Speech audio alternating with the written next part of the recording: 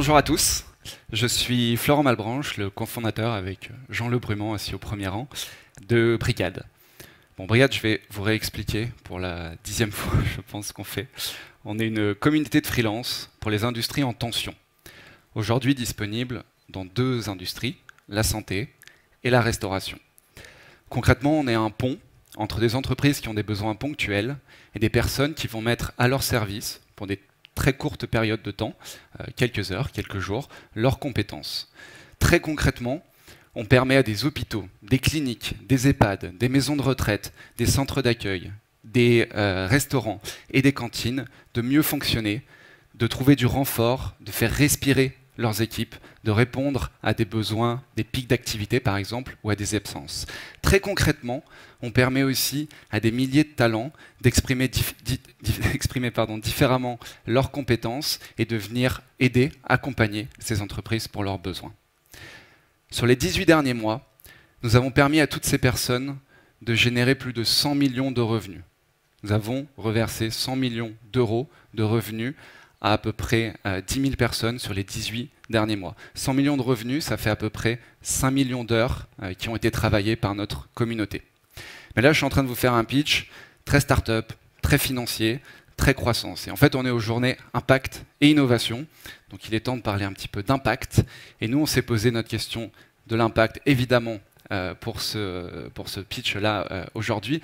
Mais surtout, on a commencé il y a quelques années, puisqu'en 2020, on s'est posé la question de est-ce qu'il ne serait pas pertinent de devenir entreprise à mission. Et on a voulu le faire pour 2 raisons. La première, c'est mieux comprendre quel est notre impact, quel est notre rôle sur le marché du travail. Comment on change les façons de travailler, comment on impacte la rémunération des gens, les relations au travail. Et la deuxième raison, c'est comment on peut amplifier les impacts positifs et évidemment diminuer et si possible effacer les impacts négatifs. Alors devenir entreprise à mission, il y en a, je sais, plusieurs dans la salle qui ont fait ce chemin. C'est un chemin qui est un petit peu long. Nous, on a mis un peu plus de 6 mois pour le faire. C'est un chemin qu'on a fait avec nos collaborateurs, évidemment en interne, notre communauté, les entreprises et les talents, et aussi nos investisseurs et des experts externes. Et après 6 mois, début 2021, on a pu enfin afficher notre mission, valoriser le travail et le rendre accessible à tous dans nos statuts. Donc comme vous le savez, la mission est inscrite dans les statuts et s'y adjoignent 6 engagements fermes, mesurables, qui sont liés par exemple au sujet de la rémunération, au sujet des non-discriminations, au sujet de la valorisation au travail, au sujet de la liberté. Un petit peu de temps passe ensuite et on se retrouve fin 2022 où on publie notre premier rapport de mission. Le rapport de mission, c'est vraiment l'occasion de faire un bilan de votre action, d'évaluer ces 6 engagements dont je parlais et de voir où vous en êtes et comment vous pouvez faire beaucoup mieux. Et je suis content, donc je ne sais pas s'il y en a qui l'ont lu, on l'a publié en début d'année sur Internet, mais aujourd'hui je vais vous partager quelques-unes des belles informations qui ressortent de ce premier rapport de mission. La première bonne nouvelle, c'est que la rémunération pour les gens qui travaillent avec nous a augmenté en moyenne de 15%. Alors 15%, toutes charges déduites, vous le savez, sont des travailleurs indépendants, donc si on compare avec une rémunération nette salariée, et pour un nombre d'heures travaillées qui est exactement le même. Ce qui veut dire que ces gens-là gagnent soit en pouvoir d'achat, soit ils regagnent des heures de disponibilité dans leur semaine. Le deuxième impact assez clair, c'est le sentiment de liberté qui est perçu par les gens qui travaillent avec nous. C'est assez évident quand on y pense, ils choisissent leur mission, ils choisissent leurs horaires, ils choisissent leur rémunération, et donc on a un peu plus de 2/3 de notre communauté qui dit se sentir plus libre au quotidien. Et le troisième, et pour moi c'est le plus important, il peut paraître un petit peu bas aujourd'hui, mais il est en train d'augmenter. D'ailleurs, j'ai pas mis les chiffres à jour, mais on est plus proche de 50% aujourd'hui. C'est le sentiment de fierté. C'est-à-dire que nos utilisateurs nous disent se sentir plus fiers grâce à cette nouvelle façon de travailler. Et c'est extrêmement important, souvenez-vous, notre mission c'est de valoriser le travail, c'est de redorer l'image de ces industries et avoir des professionnels qui sont fiers de dire je suis cuisinière, je suis chef, je suis infirmier, c'est extrêmement important pour donner une belle image de son industrie. Alors évidemment, ça ne s'arrête pas là, il y a plein de petites externalités positives qui sont venues s'ajouter. J'en ai choisi 2. La première, c'est un sujet au niveau de la parentalité. En fait, on s'apercevait que, en particulier dans la restauration, qui sont et c'est vrai pour la santé aussi, un petit peu moins, dans la restauration, les horaires sont très contraignantes, ça tout le monde le sait. Et donc quand on devient parent, papa ou maman, souvent on quitte l'industrie et on voit énormément de personnes dans la tranche d'âge 25-35 ans qui quittent un secteur qu'ils avaient choisi à l'origine. Et bien grâce à nous, grâce à la flexibilité qu'on leur donne, ils peuvent rester dans ce secteur qu'ils avaient choisi au début de leur carrière. Et je trouve que c'est un bon indicateur. On a beaucoup plus de femmes inscrites chez Brigad dans la restauration que le niveau moyen dans la restauration au global. Le deuxième exemple que j'ai choisi, c'est la baisse des discriminations. Vous le savez peut-être, en fait, chez nous, ce sont les talents qui choisissent leur mission, et pas l'inverse. C'est-à-dire que l'entreprise n'a pas la possibilité de choisir avec qui elle va travailler. C'est un gros avantage, c'est la rapidité de la mise en relation, mais aussi, c'est qu'on fait une mise en relation basée uniquement sur les compétences, et pas sur le physique de la personne.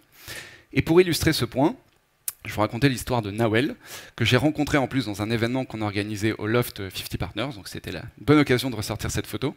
Nawel, elle est d'origine tunisienne, ça fait 40 ans qu'elle travaille en France, et elle me racontait qu'elle s'est toujours teint les cheveux en blond pour pouvoir faire plus française et travailler dans les grandes maisons de la restauration à Paris. Et Nawel me racontait surtout qu'aujourd'hui, grâce à Brigad, si pendant des années elle s'était sentie discriminée, non pas à cause de ses compétences, mais à cause de qui elle était, aujourd'hui, l'ironique, c'est elle qui choisit les entreprises qui, à l'époque, l'a refusée, avec qui elle va travailler désormais. Et ce genre de retour, c'est ce qui fait qu'on adore ce projet, qu'on n'est pas prêt de s'arrêter, et dès comme ça, on en a des dizaines et des dizaines. Un autre mot à propos de la mission, et en soi, Jean, tu aurais pu présenter ces slides. Je vais parler du produit. Parce qu'en fait, une mission, elle s'incarne vraiment, surtout dans notre univers, si on la fait transpirer, si on la fait infuser dans notre produit. On est des entreprises technologiques. D'ailleurs, le thème de la journée, c'est pas juste impact, c'est impact et innovation. Donc, faire ressortir notre mission dans le produit, c'est l'enjeu de nos équipes produits et c'est l'enjeu des équipes de gens. Le meilleur exemple que j'ai à vous donner, c'est une feature qu'on a lancée il n'y a pas très longtemps, quelques mois, ce qui nous permet déjà d'avoir des retours et qu'on appelle le programme Évolution en français ou Level Up, comme on disait tout à l'heure, on aime bien les anglicismes dans notre univers, qui, en fait, on est venu automatiser la validation des acquis par l'expérience.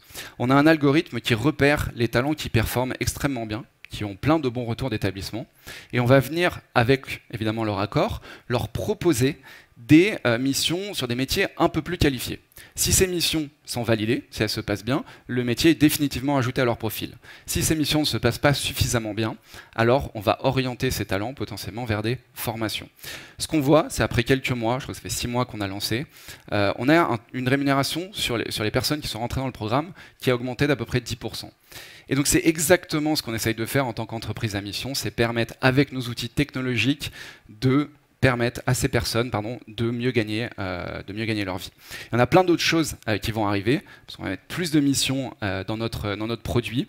On a par exemple une vision du travail, on parle beaucoup de travail indépendant chez Brigad, mais on a une vision du travail qui en fait est hybride. La colonne vertébrale de l'entreprise, c'est le CDI, et comme je disais tout à l'heure, une entreprise elle a besoin de renforts ponctuels.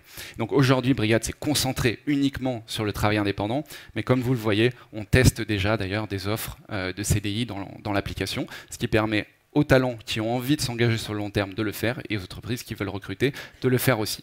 On a testé, et ça a très bien marché, donc on va l'industrialiser bientôt, proposer de la facturation en direct. C'est-à-dire que les talents vont pouvoir ajouter leur propre réseau de clients sur notre service et les facturer en direct pour profiter de tous les avantages qu'on propose.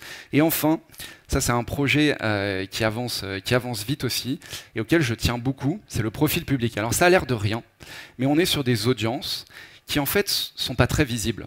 Vous ne verrez pas beaucoup d'infirmiers et de cuisiniers sur LinkedIn, par exemple. Et donc, on a envie de leur permettre de valoriser tout ce qu'ils font avec nous. Et donc, on va permettre à tous ces talents d'avoir un profil public et de choisir ce qu'ils vont afficher dessus, le nombre de missions réalisées, les retours qu'ils ont envie de partager. Et si à un moment, ils ont besoin de montrer ça, ce sera un petit peu comme un CV ou une carte d'identité professionnelle qu'ils peuvent partager.